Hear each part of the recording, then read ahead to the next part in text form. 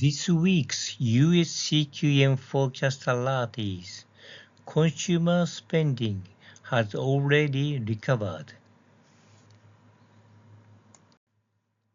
The focus of this week's forecast is the impact of personal consumption expenditure (PCE), which were released for October and November together. In both months, PCE showed a significant increase of 0.5%.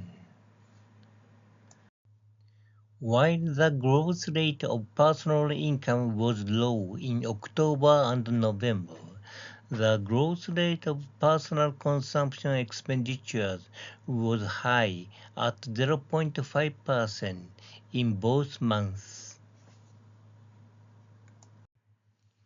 After updating personal income, PCE and PCE price deflators for October and November, CQM revised its real PCE forecast for 2025 Q4 significantly upward from 0.51% to 2.71%, indicating that the consumer spending had already recovered in October. As a result, the real GDP growth rate on the expenditure side was revised upward to 6.01%, while the real GDP growth rate on the income side was only 0.40%, indicating that the economy on the income side is poor. If we look only at the expenditure side of GDP, we could conclude that the US economy is doing very well and there is no need for further monetary easing.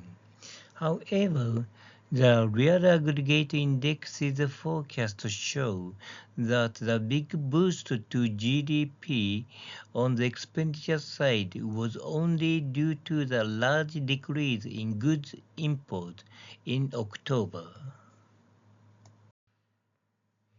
PCA revised its economic growth rate upward to 1.53% after the Industrial Production Index rose to 0.4% in December, exceeding the ADIMA forecast of 0.1%.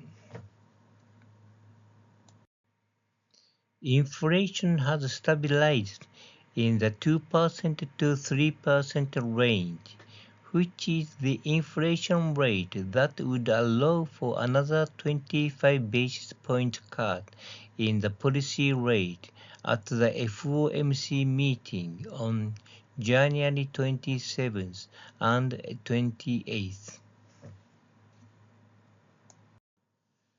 Conclusion from this week's US CQM forecast alert.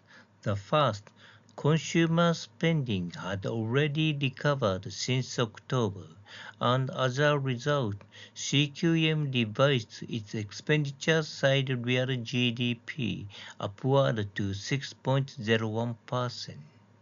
The second, the high economic growth on the expenditure side was due to a significant decrease in goods import in October, resulting in negative growth in domestic final sales.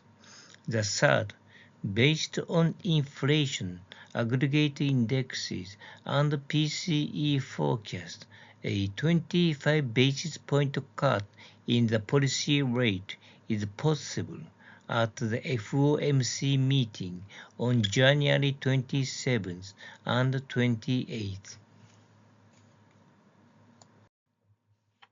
This slide contains additional information about this week's detailed CQM forecast.